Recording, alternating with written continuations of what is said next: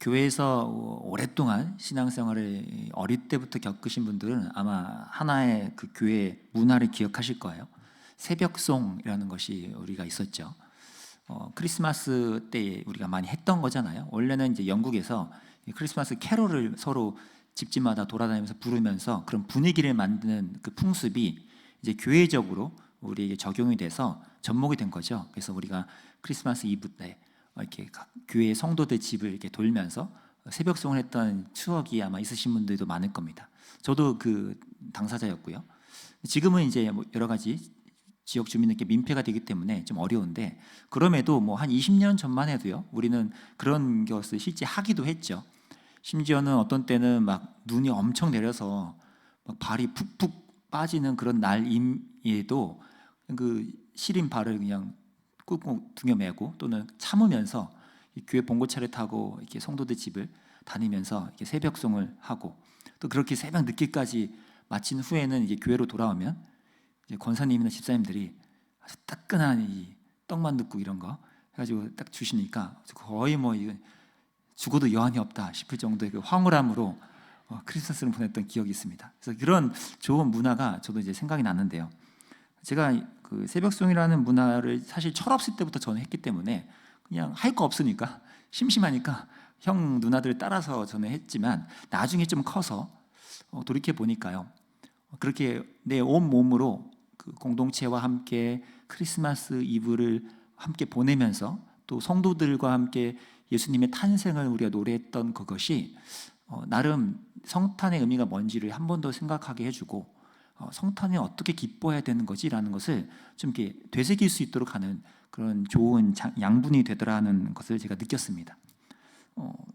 제 몸이 기억하는 거예요. 그래서 몸이 성탄은 이렇게 보내는 거지라는 것을 저한테 알려주는 듯했던 그런 기억입니다.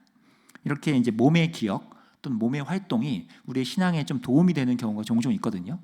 어떻게 보면 이제 오늘 우리가 읽었던 이 시편 본문에 나오는 이 내용도 공동체적으로 그 몸으로서 함께 활동하고 기억하면서 그 나름 신앙에 도움이 됐던 모습인 것 같다는 생각이 들었습니다. 성전에 올라가는 노래라는 공통 타이틀이 붙어진 시편이 시편 120편에서 134편을 이제 통으로 묶어서 우리가 흔히 칭하는데요. 이 시즌에는 이것을 할 때는 이제 이스라엘 사람들이 주요 3대 절기 때는 꼭 함께 예루살렘 성전에 함께 올라가면서 마치 순례자 입장으로서 그렇게 하나님 앞에 이 시편들을 함께 부르면서 올라갔다고 해요. 마치 우리를 따지면 이제 새벽송 할 때 우리가 다 같이 함께 그런 것들을 실천했듯이, 아마 이분들에게도 그러한 실천과 몸으로 함께 예배를 표현함이 꽤 깊은 기억으로 이들에게 남았을 거라고 생각이 됩니다. 오늘 우리가 읽은 이 시편 본문은요, 그 중에서도 성전에 올라가는 노래라는 큰 타이틀을 갖고 있는 것들 중에도 조금 독특한 면이 하나가 있습니다. 왜냐하니까 그 주제가 다른 곳과는 조금 다르기 때문이에요. 그래서 오늘 이 새해를 우리가 시작하는 첫 주에 성도님들과 어떤 거 좀 나누면 좋을까 생각하다가, 우리가 이 몸뿐만 아니라 이 마음도 점점 하나님께 좀 나아가고 더 하나님을 향한 마음이 커졌으면 좋겠다라는 생각으로 오늘 이 본문을 좀 택해서 갖고 왔습니다. 오늘 본문이 이제 어떤 면에서 그런 몸과 마음을 함께 하나님께 더 깊이 나아가게 도와줄까요?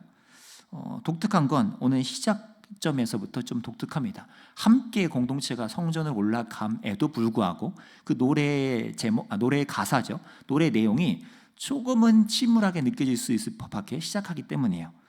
시편 130편의 3절 4절인데요. 제가 읽겠습니다. 여호와여, 주께서 죄악을 지켜보실진대 주여 누가 서리이까? 그러나 사유하심이 주께 있음은 주를 경외하게 하심이니이다. 지금 우리 인간의 무기력한 죄인됨을 솔직히 표현하면서 동시에 소망을 지금 하나님께 두고 있죠. 이 두 개를 같이 가는 거예요. 자신의 인간됨의 무기력한 죄인됨을 외면하지 않고요. 그런데 3절만 읽으면 어떻게 되죠? 소망이 없죠. 그냥 아무 뭐 이게 바랄 게 없어요. 기대치가 없어요. 하지만 3절에서 끝나지 않죠. 4절로 넘어가서 어떻게 합니까? 그러나 용서하시는 그분이 있기에 우리의 이 무기력한 죄인이 다시 한번 소망을 갖게 된다. 그리고 그렇기 때문에 우리는 하나님을 경외할 수 있게 된다라고 이제 얘기를 하고 있습니다. 왜 그렇죠? 그분이 용서하신다라는 이 내용은 우리 측과는 별개이기 때문이죠. 우리 인간이 뭘 열심히 해서 뭘 요청을 해서도 아니고 그냥 그분이 스스로가 우리 인간과는 별개의 해결책을 만드신 거예요. 스스로가 우리를 용서하기로 작정하시고 우리를 용납하기로, 그리고 다시 하나님의 사람으로서 우리를 끌어안으시기로 결정하신 것, 그래서 우리에게는 아무 내세울 것이 없음이란 것 때문에 뭐래요? 주를 경외할 수밖에 없게 된다라고 이것을 말하고 있죠. 이걸 이제 기독교 용어로 조금 바꿔서 변환하면 밖으로부터의 구원이라는 표현을 많이 씁니다. 밖으로부터요. 어떤 의미겠습니까? 좀 전에 제가 표현해드린 것을 다시 한번 바꾼 거예요. 애초에 우리 스스로 우리 안에서 어떤 하나님을 향한 내세울 만하거나 어떤 근거를 갖고서 접근할 것이 없고 완전히 무기력한 죄인을 향해서 하나님이 밖에서부터 우리를 찾아오시고, 그래서 하나님 측에서 제공하는 해결책, 죄를 해결하심, 이것이 우리로 하여금 유일한 소망의 근거이고 우리가 그분을 경외하게 만드는 힘이다 라는, 이것이 이제 밖으로부터의 구원의 개념입니다. 근데 여러분, 이 개념은 웬만한 크리스천이라면, 그리고 여기 계신 분들이라면 아마 다 알고 계실 내용일 겁니다. 다 고개를 끄덕이실 만한 내용이죠. 근데 제가 이 부분을 제가 언급하는 이유는 우리가 다 알아요. 죄의 용서, 죄의 문제가 해결될 때 하나님의 자녀가 되는 그때 반드시 이 예수 그리스도의 용서와 십자가의 능력으로 우리는 하나님을 경외한다, 그분을 전적으로 의존한다 라는 건 잘 알고 고백하지만, 희한하게도요, 한 해, 두 해, 5년, 8년, 10년씩 신앙생활을 하다 보면 어느덧 우리는 이 밖으로부터의 구원이라는 이 원리를 잠시 잊은 채 살아가게 된다는 거예요. 무슨 말일까요? 분명 밖으로부터의 구원을 믿고 감사하면서 하나님의 자녀되면 노래했어요. 근데 1년, 2년 교회에서 여러 가지 봉사도 하고 섬김도 하고 사역도 하면서 어느덧 밖으로부터라는 은혜가 아닌 내 스스로부터의 무언가로 신앙생활을 유지하려는 모습들이 많이 일어난다는 거예요. 내가 갖고 있는 이제 신앙의 연륜들, 내가 경험했던 여러 가지 것들, 내가 보고 느낀 바들, 이렇게 하면 더 괜찮아 보이더라, 또는 심지어 내가 갖고 있는 어떤 열심, 신념, 또는 내가 선호하는 성향마저도 우리의 신앙을 이끌어가는 원동력의 자리를 차지하는 경우가 꽤나 있다는 거죠. 분명 밖으로부터의 구원에 이르는 이 원리, 하나님의 철저한 은혜를 의존하는 것으로 구원된 그 순간만이 아니라 우리의 모든 신앙 여정이 같은 원리 속에서 흘러가야 함에도 우리는 처음 예수 믿을 때만 밖으로부터의 구원을 의존하고 이상하게 때로 신앙생활을 하면서는 그걸 많이 잊어버린 채 나 스스로부터의 무언가로 신앙생활을 하려고 하는 때가 많이 일어난다는 거죠. 저 같은 목회자라고 여기서 자유롭겠습니까? 그렇지 않습니다. 오히려 저처럼 누가 봐도 저 사람은 밖으로부터의 그 은혜를 따라 살고 사역하겠지라고 여겨지는 분이 오히려 자기 안에서부터의 무언가로 자기에게 근거된 자원과 그 무언가로 시동을 걸고 운전을 하려는 그런 액션들을 많이 행한다는 거예요. 제가 왜 그걸 잘 알죠? 그렇게 많이 해봤으니까요. 제가 그런 실수를 많이 하니까요. 분명 제가 이렇게 머리도 알고요, 이렇게 말도 하는데 저조차도 그게 제 삶에 완전히 습득되지 않고 체득되지 않으면 저도 모르게 여전히 나 스스로의 것으로 신앙생활을 유지하려고 하는 이 일이 많이 일어난다는 거예요. 근데 이렇게 신앙이 흘러갈 때 위험한 것은, 그 일이 일어날 때 우리에게 또 한 가지 아주 두려운 것이 일어나는데, 그 두려움은 좀 전에 4절에서 말한 하나님의 경외함이라는 감정과 색채가 우리 안에 희미해져 간다는 겁니다. 왜 그럴까요? 당연하죠.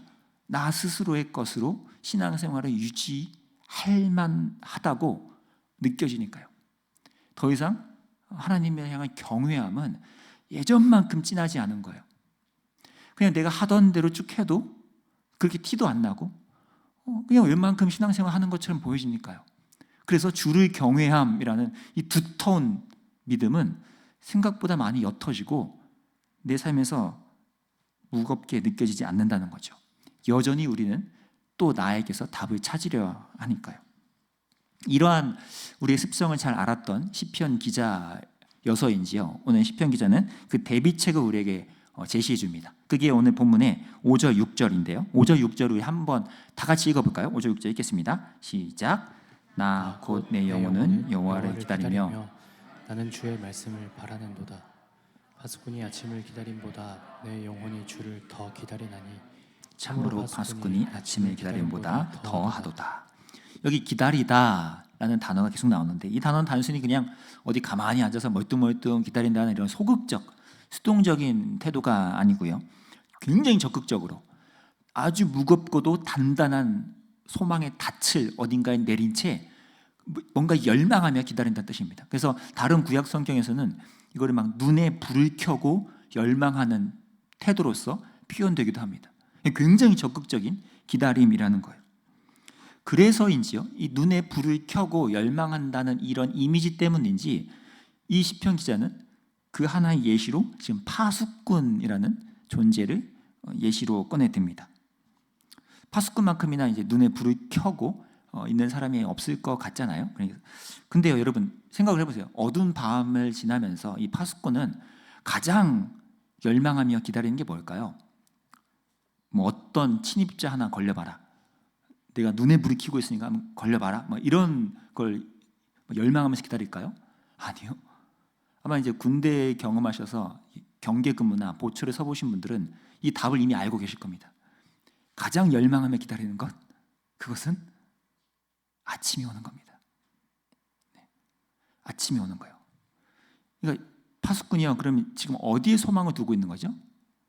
자신이 얼마나 열심히 뜨겁게 눈에 불을 켜고 이 길을 지키고 있는가라는 자신에게 근거한 무언가, 나의 파수함의 실력에 소망을 두고 있지 않습니다.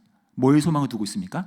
자신의 힘으로는 전혀 통제할 수 없고 끌어당길 수도 없는 아침이 옴이라는 그 사건에 소망을 두고 있죠. 이게 왜 중요할까요?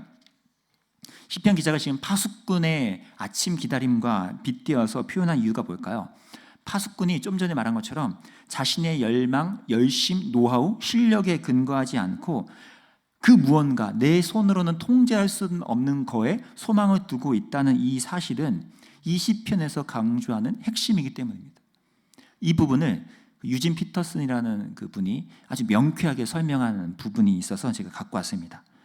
그 책에서 이렇게 이 부분을 설명합니다. 제가 읽어보겠습니다. 우리는 기다림과 파수, 곧 지키는 것이 결국 소망을 이루게 됨을 알 수 있다. 파수, 즉 소망은 하나님이 그분의 창조계에 적극적으로 관여하시며 활발하게 구원을 이루고 계신다는 확신에 근거한다. 소망한다는 것은 꿈꾸는 것이 아니다. 그것은 믿음의 고삐에 메어놓은 상상력이다. 그것은 하나님이 그분의 방식대로, 그분의 시간표대로 행하시도록 기꺼이 맡겨드리는 것이다. 저는 소망에 관한 이 유진 피터슨의 정의가 참 좋습니다. 뭐래요? 파수, 그 소망이라는 것은 믿음의 고삐에 메어놓은 상상력이다. 그러니까 어디 붕 뜬, 그래서 뭐 큰 의미도 없고 근본도 없는 상상력도 아니고요. 또 거꾸로 그냥 무언가 내 스스로 책정해 놓은 어떤 단단한 고삐, 거긴가에 뭔가를 묶어두고서 하나님 반드시 이렇게 해 주셔야만 해요, 하나님 이렇게 해 주시는 거 맞죠? 라는 단순 소원, 반강요성 소망이 아니라 여기서 말하는 소망이 뭐예요? 마치 깊은 밤을 뚫고 내게 찾아오는 아침처럼 내 힘으로는 할 수 없는, 하지만 그 밖으로부터 내게 다가와서 내 삶에 활발하게 관여하시는 그 하나님께 내가 소망의 닻을 두고 그분을 적극적으로 관찰하고 그분을 적극적으로 바라보며 주목하는 그 파수함이 소망의 태도라는 겁니다. 하나님께 믿음의 고삐를 메어두고서 그분이 내 삶에 어떻게 다가오실지를 파수하며 바라보는 것. 이것이 참된 소망을 지닌 자의 눈빛이라고 저는 생각이 들었습니다. 이 부분을 묵상하다가 이제 퍼뜩 떠오른 찬양이 요즘엔 줄여서 말하더라고요. 원바기라고요. 원하고 바라고 기도합니다. 그 가사가 이렇습니다. 제가 읽어보겠습니다. 이 세상을 살아가는 동안에 나의 힘을 의지할 수 없으니 기도하고 낙심하지 말 것은 주께서 참 소망이 되심이라. 그리고 이렇게 말합니다. 하나님의 꿈이 나의 비전이 되고 예수님의 성품이 나의 인격이 되고 성령님의 권능이 나의 능력이 되길 원하고 바라고 기도합니다. 이거야말로 진정한 파수, 진정한 하나님의 소망, 하나님께 소망을 내리고 그 믿음의 고삐를 묶어두고 꿈꾸는 그 상상력 아닙니까? 붕 뜬 기도 제목 아니고요. 붕 뜬 상상력 아니고 하나님께 믿음의 고삐를 메어두고서 하나님, 나에게 이런 소망이 있습니다. 하나님이 내 삶에 이렇게 관여하시고 내 삶에 활발하게 개입하셔서 내 힘으로 할 수 없는 것들을 하나님이 행해 주시기를 나는 소망하고 있습니다. 이 기도 제목이 바로 이 찬양에 담겨 있더라고요. 이러한 아주 뜨겁고도 고삐가 확실히 주님께 묶여있는 기도 제목이 저와 여러분의 2024년 새해 기도 제목이 될 수 있기를 간절히 바랍니다. 또 참 재밌는 건요, 지금 이렇게 말씀드린 이 파수함이라는 표현이 오늘 본문의 3절과 6절에서 동일하게 반복돼서 쓰이고 있는데 그 행위가 참 재미있습니다. 3절과 6절을 한번 다시 볼 텐데요. 3절과 6절을 한번 다 같이 읽어볼까요? 연이어서 읽겠습니다. 시작. 여호와여 주께서 죄악을 지켜보실진대 주여 누가 서리이까. 파수꾼이 아침을 기다림보다 내 영혼이 주를 더 기다리나니 참으로 파수꾼이 아침을 기다림보다 더하도다. 네, 여기 밑줄친 표현, 이 번역은 다르게 되어 있지만 사실 원어에서는 한 같은 단어입니다. 파수하다, 무언가를 적극적으로 지켜보다. 근데 그렇게 의미를 되새겨 보면 지금 이게 지금 어떤 그림이 그려집니까? 하나님 측에서는 뭐 하고 계시는 거예요? 하나님이 먼저 파수하시죠. 하나님이 적극적으로 지켜보세요. 뭘요? 우리의 무력한 죄인됨, 우리가 반드시 밖으로부터의 구원이 필요한 존재임을 하나님이 주목하며 적극적으로 지켜보시죠. 근데 거기엔 어떤 열망이 있을까요? 네, 그 죄인된 우리가 여기 표현처럼 파수꾼이 하나님을 기다리듯이, 그러니까 아침에 기다리듯 우리가 그 하나님을 똑같이 적극적으로 지켜보며 그분이 우리에게 은혜로서 밖으로부터의 하나님의 역사로 우리에게 다가와 주시기를 우리도 파수하며 지켜보는 것.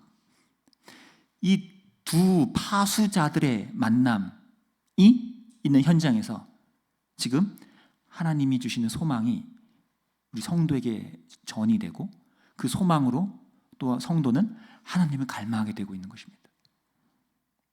이렇게 파수자들 간의 만남, 그곳에서 참되게 하나님과 성도의 인격적인 교제가 일어날 수 있다는 것이죠.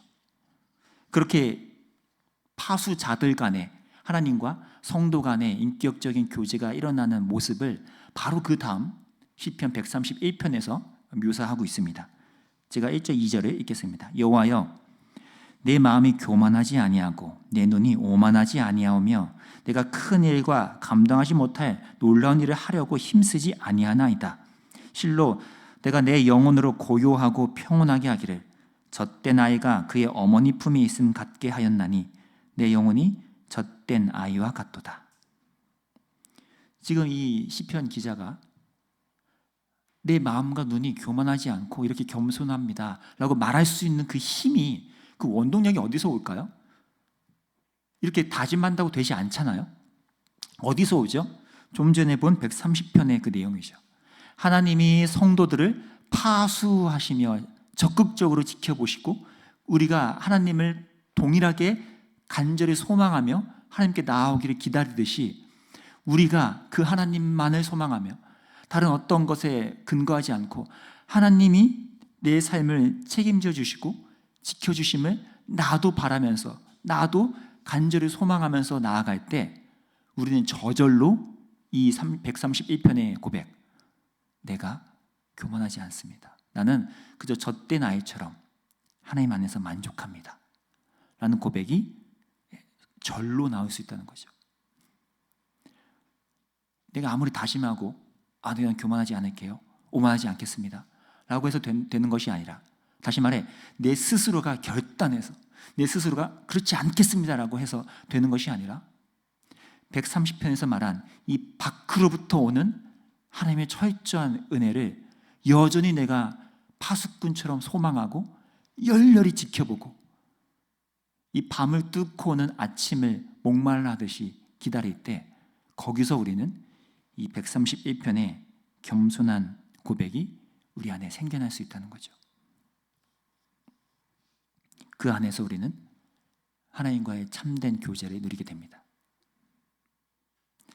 저와 여러분이 이 올 한 해 동안 이 130편을 통과해서 그분께 소망을 둔 자가 이 131편에서 어떤 하나님과의 충분한 교제와 그 안연함과 그 만족함을 누리는지, 이것이 저와 여러분의 실제 고백이 되고 간증이 되기를 간절히 기도합니다. 말씀 맺으면서요, 유진 피터슨이 오늘의 이 시편 본문을 향해서 남겼던 또 한 문장을 제가 인용하면서 마무리하도록 하겠습니다. 그가 이렇게 말합니다. 여기서 믿음이란 정신신경증적 의존이 아닌 어린아이 같은 순수한 신뢰로 자신의 소원을 이루기 위한 수단으로서의 하나님이 아닌 하나님 자체를 갈망하는 마음의 상태를 말한다. 여기 정신신경증적 의존이라는 표현이 뭘까요? 저렇게 말하니까 뭔가 되게 괴상해 보이지만 되게 간단합니다. 내가 그냥 마음이 허하니까, 내가 뭔가 의존할 대상은 필요한데 마땅한 것은 잘 안 보이고, 그래도 내가 하나님에 대해서는 들어봤으니 하는 그런 이 마음의 뭔가 허전함을 채우고 극복하기 위한 의존 수준이 아니라, 그런 수준이 아니라 하나님 그분 자체를 갈망하는 거예요. 파수꾼이 아침 그 자체를 갈망하듯이 하나님 그분 자체를 갈망하는 이 신뢰, 이 믿음이 이 시편에서 말하는 믿음의 정체라고 말하고 있습니다. 저와 여러분이 이 진정한 믿음과 소망의 모습을 올해 하루하루 연습하시고 또 그것을 누리시면서 이 시편 130편과 131편이 저와 여러분이 항상 부를 수 있는 그런 노래가 될 수 있기를 간절히 기도합니다. 오늘 함께 좀 찬양하면서